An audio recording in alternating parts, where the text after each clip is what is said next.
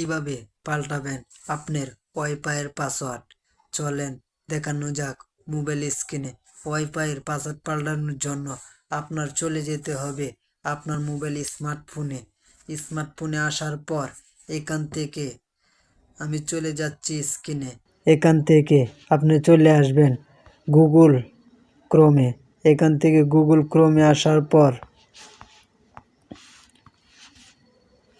Tender লাউটারের একটি code আছে, আমি কোডটি স্ক্রিনে দিয়ে দিব। এখান থেকে দেখে আপনি টেন্ডার লাউটার থাকলে দেখে এটা চার্জ দিয়ে দিবেন। এখান থেকে আমি চলে যাচ্ছি টেন্ডার। এখান থেকে প্রথম অপশনটাতে ক্লিক করবেন। আমি ক্লিক করে দিলাম। এখান থেকে আপনার টেন্ডার লাউটারের অপশনটা দেখাবে, এখানে ক্লিক করবেন। ক্লিক করার পর এখানে আপনার একটি পাসওয়ার্ড চাবে, অ্যাডমিন পাসওয়ার্ড।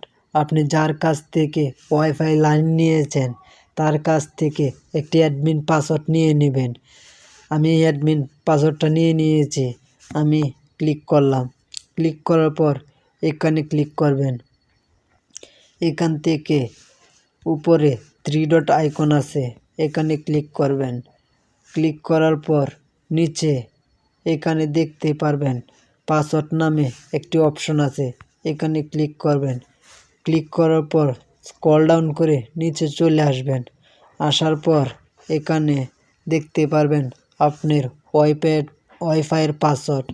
এখান থেকে এখানে ক্লিক করবেন।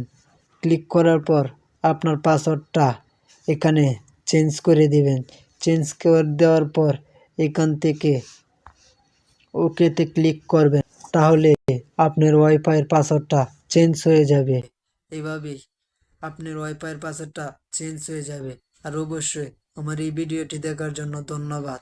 আর আমার এই চ্যানেলটা সকলে সাবস্ক্রাইব করে রাখবেন নতুন ভিডিও পাওয়ার জন্য।